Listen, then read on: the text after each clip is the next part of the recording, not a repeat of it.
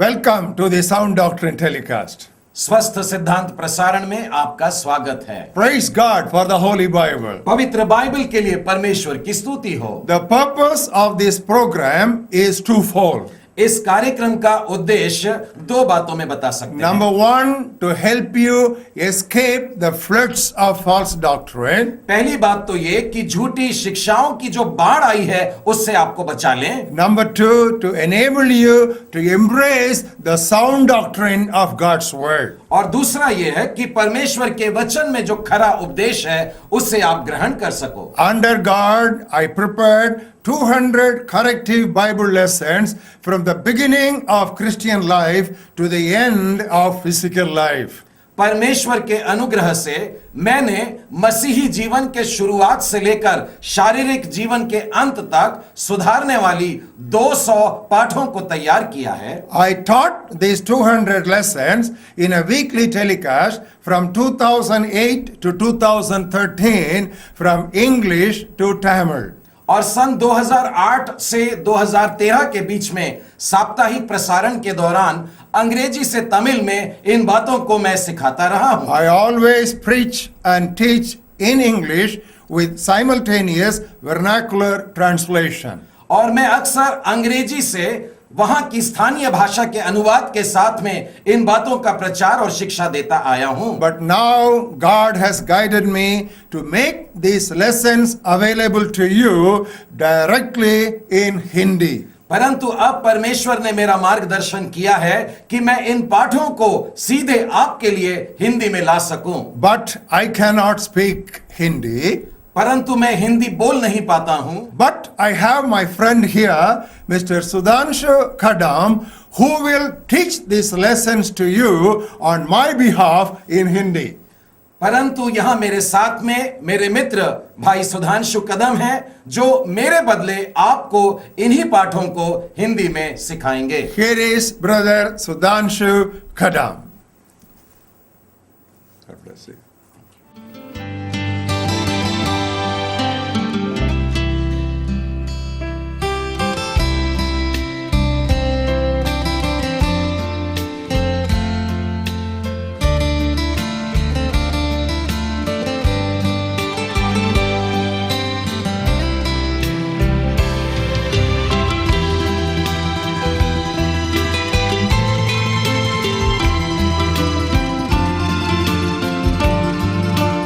स्वस्थ सिद्धांत प्रसारण में आपका स्वागत है।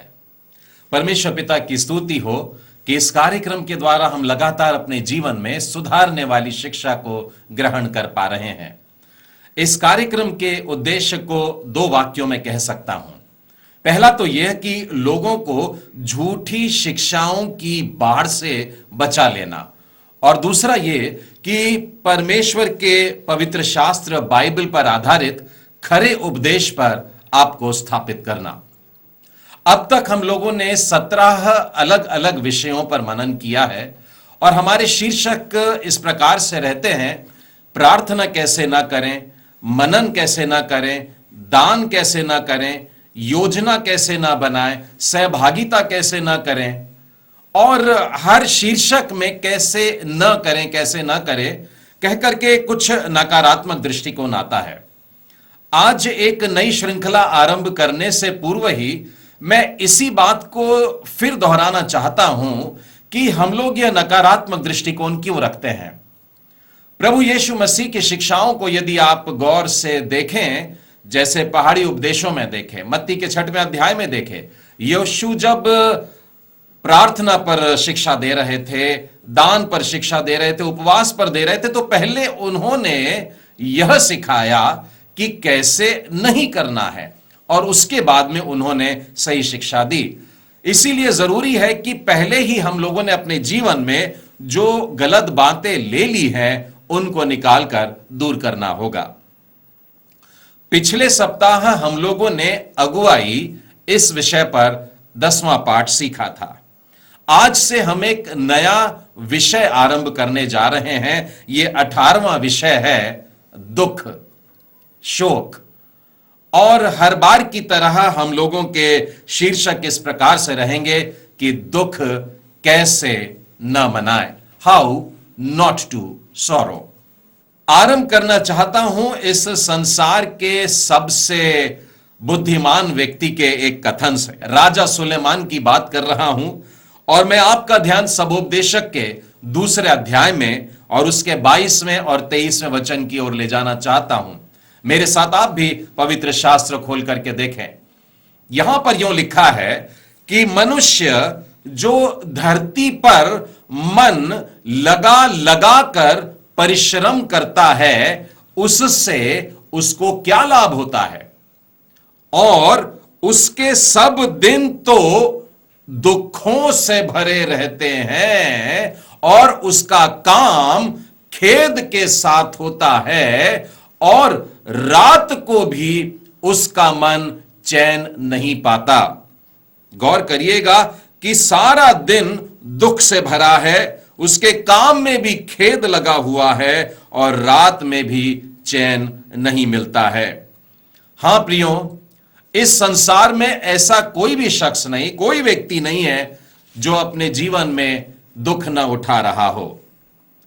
जवान व्यक्ति हो या बूढ़ा व्यक्ति हो, दुख से उठाना ही है। यदि अमीर हो या गरीब हो, वो दुख से गुजरता ही है। अनपढ़ हो या पढ़ा लिखा हो तो भी उसके जीवन में दुख आते हैं। यदि धर्मी है या अधर्मी है, कोई सा भी व्यक्ति क्यों ना हो, अपने जीवन में वो दुखों को उठाता है। दुख अपने आप में समस्या नहीं है। गौर से सुनिएगा, दुख अपने आप में समस्या नहीं होती है। परेशानी वहां होती है जब हम अपने दुख उठाने के लिए गलत तरीके अपना लेते हैं। और यही कारण है कि हम लोग सीखने जा रहे हैं कि दुख कैसे ना मनाएं, हाउ नॉट टू सॉरो। और आज हम इसके अंतर्गत पहला पाठ सीखने जा रहे हैं, हाउ नॉट टू सॉरो, दुख कैसे ना मनाएं। Lesson number 1, do not dream of happy times always. यह न सोचें कि हरदम खुशियां ही होंगी। फिर कहता हूं, हाउ नॉट टू सॉरो, दुख कैसे न मनाएं। Do not dream of happy times always. यह न सोचे कि हरदम खुशियां ही होंगी। यह पाठ यूं तो सुनने में बड़ा सरल नजर आता है, लेकिन यह बात कहना चाहूंगा कि यही बात है जहां पर अधिकांश लोग ठोकर खा जाते हैं। अब देखिए, जब हमारे जीवन में कोई विपत्ति आती है तो हम एकदम स्तब्ध हो जाते हैं। जैसे ही कोई मुसीबत सामने आके खड़ी होती है, हम घबरा जाते हैं। कोई परेशानी राह में दिखाई देती है तो हम चौंक जाते हैं। प्रियो, दुख कई कारणों से आते हैं। हमारे जीवन में कभी कभी हमारे देह में बीमारियां आ जाती है तो हम दुखी हो जाते हैं। कभी कभार हमारे परिवार में कोई प्रियजन की मृत्यु हो जाती है तो हम दुखी हो जाते हैं। हमारा कुछ खो जाए, गुम जाता है, तब भी हम बड़े दुखी हो जाते हैं। यदि पैसों की समस्या हो तो भी हम दुखी हो जाते हैं। हमें अन्याय का सामना करना पड़ता है, कभी कभी हार का सामना करना पड़ता है, तब भी हम बेहित शोषित हो जाते हैं। कभी कभी सामाजिक मतभेद भी दिखाई देते हैं, वो भी हमारे दुख का कारण होते हैं। जहां हम कार्य कर रहे हैं, हमारे कार्यस्थल पर भी टकराव होते हैं, ये भी हमारे दुख का कारण बनते हैं। कभी कभी हमारे परिवार में, बल्कि मैं तो कहूंगा कई बार हमारे परिवार में कुछ कुछ समस्याएं खड़ी हो जाती हैं और ये भी हमारे बड़े दुख का कारण होती है। कई लोगों को अपना भविष्य बड़ा धुंधला दिखाई देता है और इस कारण से वे एक दुखी जीवन जी रहे होते हैं। और कुछ लोग जो सेवकाई में लगे हैं, सेवकाई में भी परेशानियां उत्पन्न हो जाती हैं और कभी कभी इस समय भी दुखों का सामना करना पड़ता है। प्रियो, महत्वपूर्ण यह है कि हम जीवन में ऐसी विकट परिस्थितियों में पहले पवित्र शास्त्र पर अपने आप को स्थापित कर लें और पवित्र शास्त्र बाइबल के बताए हुए मार्ग पर चलें और फिर हमारे दुख बेहद हल्के हो जाते हैं। मैं आपको फिर एक बार सबोपदेशक की पुस्तक और उसके 3 अध्याय में ले चलता हूं और उसके पहले 8 वचन सुनाना चाहता हूं। यह बड़ा भाग है लेकिन मैं जरूरी समझता हूं इसे सुनाना। आप भी खोल सकते हैं सबोपदेशक का 3रा अध्याय और उसके पहले 8 वचन। हर एक बात का एक अवसर और प्रत्येक काम का जो इस आकाश के नीचे होता है, सूर्य के नीचे होता है, उसका एक समय है। हर बात का एक समय है। बाइबल कहती है जन्म का समय है और मरण का भी समय है, बोने का समय है और बोए हुए को उखाड़ने का समय है, घात करने का समय है और चंगा करने का भी समय है, रोने का भी समय है और प्रसन्न रहने का भी समय है, छाती पीटने का समय है और नाचने का भी समय होता है, पत्थर फेंकने का समय होता है और पत्थर बटोरने का भी समय होता है, गले लगाने का समय होता है और गले लगाने से रुके रहने का भी समय होता है, ढूंढने का समय होता है और खो देने का भी समय होता है, बचाकर रखने का समय होता है और फेंक देने का भी समय होता है, फाड़ देने का समय होता है और सिल देने का भी समय होता है,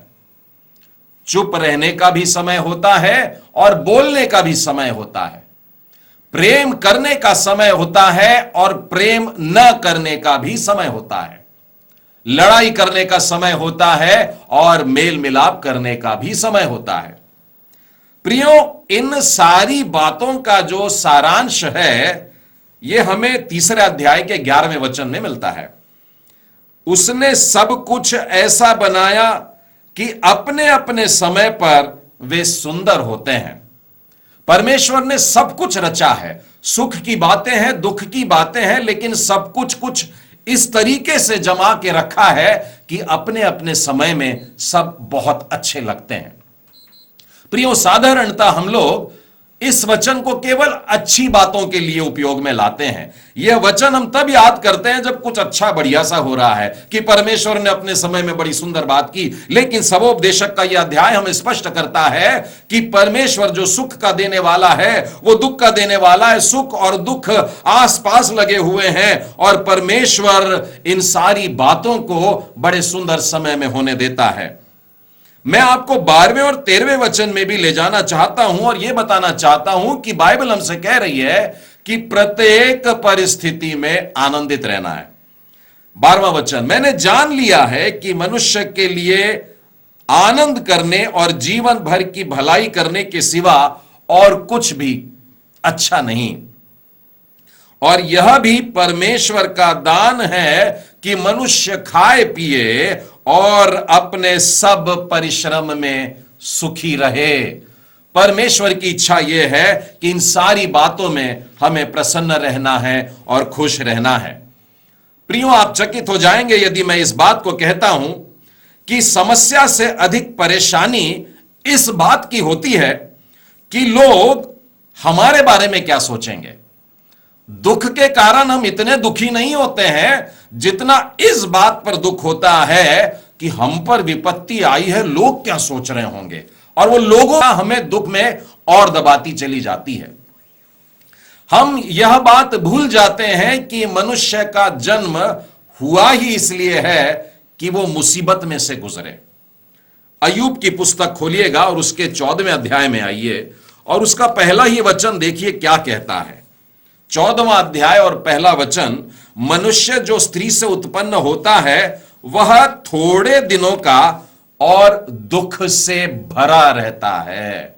जो भी मनुष्य जन्म लिया है इस सूर्य के नीचे प्रत्येक मनुष्यों का एक भाग है, और बाइबल कहती है उसके थोड़े से जीवन के दिन भी दुख से भरे हुए हैं। प्रियो, मूसा ने भी बिल्कुल इसी बात का निरीक्षण किया था।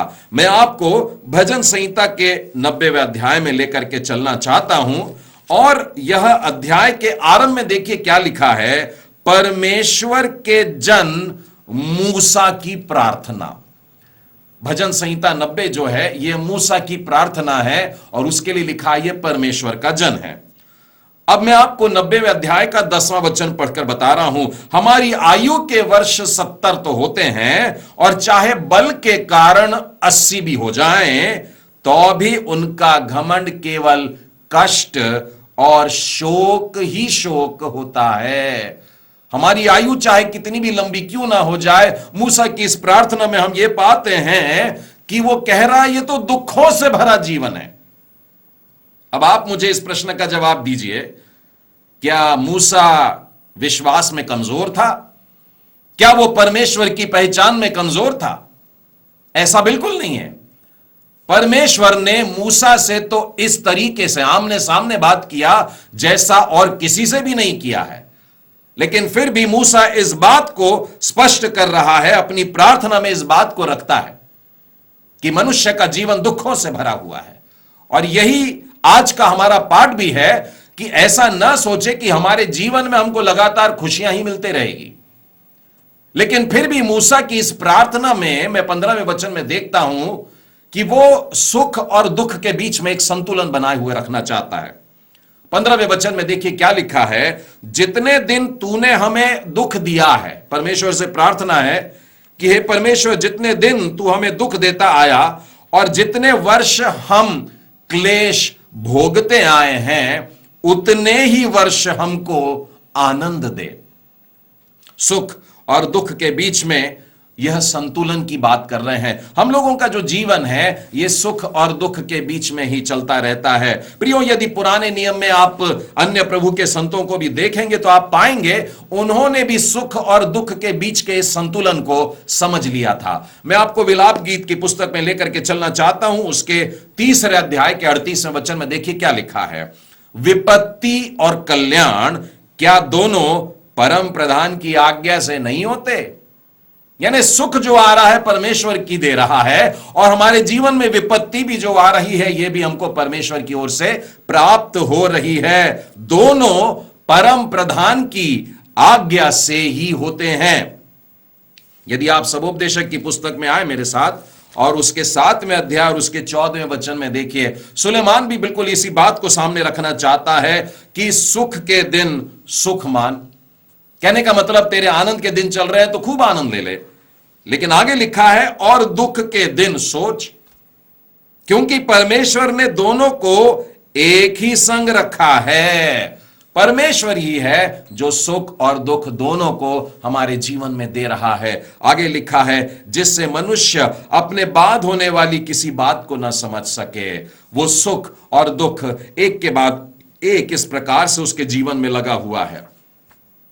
प्रियो, यदि सुख और दुख के संतुलन की बात को आप देखना चाहते हैं तो मैं तो आपको बाइबल के सर्वोत्तम उदाहरण में, उत्कृष्ट उदाहरण में लेकर के चलना चाहूंगा, और वो है अय्यूब का उदाहरण। और यदि आप अय्यूब का जीवन गौर करें, मेरे ख्याल से आप लोग अय्यूब के जीवन के पहले भाग से एकदम अच्छी तरह वाकिफ हैं। यदि आप पहले अध्याय के 14वें और 15वें वचन में देखें तो पता चलेगा उसके पास जितनी संपत्ति थी जानवरों के रूप में, जो भी उसके पास में बैल थे, गधे थे, वे सब के सब लूट लिए गए। उसके बाद में आप 15वें वचन में देखें पहले अध्याय के कि उसके पास जितने भी सेवक थे वो तलवारों से मारे जाते हैं। पहले अध्याय के 16वें वचन में देखिए वहां लिखे हैं जितनी भी बकरियां और भेड़ और जितने भी उसके नौकर चाकर थे, रखवाले थे, वे आग में जल करके भस्म हो जाते हैं। देखिए ये सब कुछ एक ही दिन हो रहा है। एक तबाही बड़ी भयानक रूप से अय्यूब पर उमड़ रही है। 17वें और 18वें वचन में देखिए, वहां पर हम लोग देखते हैं उसके पास में ऊंट हैं और वे ऊंट भी कसदी लोग आकर के लूट करके भाग जाते हैं। उसके बाद में आप 18वें और 19वें वचन में पढ़िए, बड़ी भयानक बात हुई है। उसके जो बच्चे थे, उसके बेटे बेटियां थे, वो एक घर में एकत्रित होकर के कुछ जश्न मना रहे थे, खाना पीना चल रहा था, और अचानक एक प्रचंड वायु चलती है और एक तूफान के अंतर्गत उनका घर गिर जाता है और उसके अंदर दबकर अय्यूब के सारे बच्चे मर जाते हैं। इसके बाद में देखिए दूसरे अध्याय के 7वें वचन में लिखा है, सिर की चोटी से लेकर पांव के तलवे तक अय्यूब के शरीर पर बड़े बड़े फोड़े हो जाते हैं। विपत्तियों से घिरता जा रहा है, घिरता जा रहा है, घिरता जा रहा है। 9वें और 10वें वचन में आप देखिए उसकी पत्नी के साथ में वार्तालाप चल रहा है। 9वां वचन कहता है, उसकी पत्नी कह रही है, क्या तू अब भी अपनी खराई पर बना रहेगा? इतना सब कुछ तेरे साथ हो गया, तू अपने सच्चेपन को पकड़े है, अपनी धार्मिकता को पकड़े है। अब वो एक सलाह दे रही है, परमेश्वर की निंदा कर ले और चाहे मर जाए तो मर जाए। तेरी इस विपत्ति से तेरे को छुटकारा चाहिए तो तू परमेश्वर को श्राप दे दे, बुरा बुरा बोल दे, उसको दोष लगा दे और ये विपत्ति से छूट जा। लेकिन अय्यूब देखिए क्या कहता है, 10वां वचन। वो अपनी पत्नी को डांटता है और कहता है, तू एक मूर्ख स्त्री के समान बात करती है। क्या हम जो परमेश्वर के हाथ से सुख लेते हैं दुख ना लें? बड़ा प्यारा वाक्य है, गौर से सुनिएगा। फिर से कह रहा हूं, परमेश्वर से क्या हम केवल सुख ही लेते रहें, दुख ना लें? प्रियो, इस 2 वचन पर गौर करिएगा। मैं तो समझता हूं कि श्रीमती अय्यूब के द्वारा कही हुई यह मूर्खतापूर्ण थियोलॉजी जो है, ये आजकल के लोगों के लिए बड़ा लोकप्रिय सिद्धांत बन गया है। परमेश्वर केवल अच्छी चीजें देता है और इसलिए उसको, परमेश्वर को उन बातों के लिए धन्यवाद, लेकिन जब गलत चीजें आती हैं, या तो वो कहते हैं शैतान से मिल रही है, लेकिन गलत बातें आती है तो परमेश्वर को धन्य नहीं कहते हैं। लेकिन हम अय्यूब के जीवन से बड़ा प्यारा वाक्य सुनते हैं कि जिस परमेश्वर से हम सुख लेते हैं क्या हम दुख न लें। अर्थात बड़ा प्यारा संतुलन उसने बना करके रखा है। अब आपके मन में एक प्रश्न उठता होगा कि क्या यीशु ने हमारे सारे श्रापों से हमको छुड़ा नहीं लिया? प्रियो, परमेश्वर ने अपने पुत्र को हमारे लिए भेजा और उसने हमें एक श्राप से जरूर छुड़ाया है, लेकिन सारे श्रापों से नहीं छुड़ाया। यीशु ने हमें व्यवस्था के श्राप से छुड़ाया है। मेरे साथ खोलिएगा गलातियों की पुस्तक, उसका 3रा अध्याय और उसका 13वां वचन। और वहां पर यूं लिखा है, मसीह ने जो हमारे लिए शापित बना, हमें मोल लेकर व्यवस्था के शाप से छुड़ाया है। प्रभु यीशु ने हमको व्यवस्था के श्राप से छुड़ा लिया है, लेकिन अन्य श्रापों के बारे में नहीं लिखा है। मैं विशेष ध्यान आपका उस ओर करना चाहूंगा कि पाप में गिरने के कारण मनुष्यों के ऊपर जो उत्पत्ति में श्राप पड़ा था, वो आज भी हम पर लागू होता है। यदि आप उत्पत्ति की पुस्तक खोलें, उसका 3रा अध्याय और उसके 16वें और 17वें वचन में देखिए, स्त्री को क्या श्राप मिला था।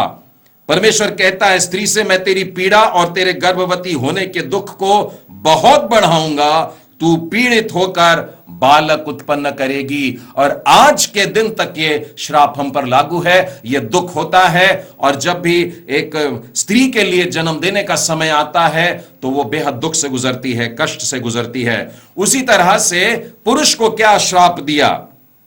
परमेश्वर ने कहा, भूमि तेरे कारण शापित है, तू उसकी उपज जीवन भर दुख के साथ में खाया करेगा। और हम आज के दिन तक देखते हैं कि यह दुख मनुष्यों के साथ में लगा हुआ है। प्रियो, चाहे हमारे जीवन के दर्द हो, चाहे दुख हो, चाहे मृत्यु हो, ये सारी बातें आज भी कायम है, अभी तक इनको मिटाया नहीं गया है। लेकिन बाइबल एक बात कहती है कि एक दिन अवश्य आएगा जब ये सारी चीजें मनुष्य के जीवन से दूर की जाएंगी। उसके जीवन में दर्द नहीं है, दुख नहीं है, विलाप नहीं है, शोक नहीं है। और इसके लिए मैं आपको प्रकाशित वाक्य का 21वें अध्याय और आरंभ के 4 वचनों में ध्यान खींचना चाहूंगा। यहां पर दूसरे वचन में लिखा है, फिर मैंने पवित्र नगर यरूशलेम को स्वर्ग से परमेश्वर के पास से उतरते हुए देखा। एक नया यरूशलेम उतरता हुआ आ रहा है, परमेश्वर के पास से आ रहा है। अब चौथे वचन में देखिए क्या लिखा है, वह उनकी आंखों से सब आंसू पोंछ देगा, सब आंसू पोंछ देगा। और इसके बाद मृत्यु नहीं रहेगी और न शोक होगा, न विलाप होगा, न पीड़ा रहेगी, पहली बातें जाती रही। एक समय आने वाला है मित्रों जब सारा दुख ले लिया जाएगा। लेकिन आज के समय में जब हम जी रहे हैं इस अवस्था में, हमारे जीवन में सुख और दुख दोनों लगे रहेंगे। और ये सारी बातें बाइबल कहती है तब मिटेगी जब नया यरूशलेम आ जाएगा और परमेश्वर स्वयं हमारे आंखों से सारे आंसुओं को पोंछ डालेगा। लेकिन आज की सच्चाई क्या है? आज तो हम कराहते हैं। रोमियो की पत्री खोलिएगा, उसका 8वां अध्याय और उसके 22 और 23 में क्या लिखा है, क्योंकि हम जानते हैं कि सारी सृष्टि अब तक मिलकर कराहती है और पीड़ाओं में पड़कर तड़प रही है। और केवल वही नहीं, देखिए गौर करिएगा 23वां वचन। आप कहेंगे कि ये सुख और दुख की बातें आप जो बता रहे हैं ठीक है, लेकिन दुख तो, विपत्ति तो, परेशानी तो केवल पापी लोगों पर आती है। ऐसा नहीं हो प्रियो, 23वें वचन में लिखा है, और केवल वही नहीं पर हम भी जिनके पास आत्मा का पहला फल है आप ही अपने में कराते हैं। चाहे अधर्मी व्यक्ति हो, दुख आ रहे हैं, चाहे धर्मी व्यक्ति हो, विश्वासी व्यक्ति हो, आत्मा से भरा हुआ व्यक्ति हो, बाइबल कहती है उसके जीवन में भी दुख है, वो भी कराता है। और अपने लेपालक होने अर्थात अपनी देह के छुटकारे की बाट जोता है। प्रियो, दुख हमारे जीवन में लगा रहेगा। आप विश्वासी हैं, बाइबल कहती है दुख आपके जीवन में भी चलते रहेंगे। और केवल ये एकमात्र संदर्भ नहीं है, बाइबल में बहुत से हैं। एक और मैं आपको सुनाना चाहूंगा, 2 कुरिन्थी उसका 5वां अध्याय और आरंभ के वचन। क्योंकि हम जानते हैं कि जब हमारा पृथ्वी पर का डेरा सरीखा घर गिराया जाएगा तो हमें परमेश्वर की ओर से स्वर्ग पर एक ऐसा भवन मिलेगा जो हाथों से बना हुआ घर नहीं परंतु चिरस्थायी है। इसमें तो हम, इस तंबू वाले जीवन में तो हम कराहते और बड़ी लालसा रखते हैं। यह जीवन जो है प्रियो, हम लोगों को कराहते हुए, पीड़ाओं में होकर के, दुख से होकर के गुजरना है। इसलिए आज का पाठ यह ही है कि हम यह ना सोचें कि लगातार हमारे जीवन में सुख ही सुख होगा। कष्ट और दुख हमारे जीवन में जरूरी नहीं है कि पाप के कारण आते हो। आपके मन से यह शंका निकाल दीजिए कि कोई पाप किया था इसीलिए मेरे जीवन में इतने दुख और कष्ट आते हैं। हम परमेश्वर की इच्छा पर ईमानदारी से भी अगर आप चल रहे हैं, परमेश्वर के वचन के आधार पर लेकर के आप अपना जीवन जी रहे हैं। मैं आपको बाइबल से कुछ उदाहरण बताना चाहूंगा। भजन संहिता के 105वें अध्याय में आइए, यहां पर पुराने नियम के यूसुफ का वर्णन है। उसने यूसुफ नामक एक पुरुष को उनसे पहले भेजा था। बाकी लोग मिस्र देश में आए, इससे पहले यूसुफ को मिस्र में भेज दिया गया। और किस लिए भेजा गया? दास होने के लिए बेच दिया गया। बड़े मुश्किल वाली जीवन था वहां, उसके गुलामी का जीवन था। वहां पर लोगों ने उसके पैरों में बेड़ियां डालकर दुख दिया, लोहे की सांकलों से उसे जकड़ डाला।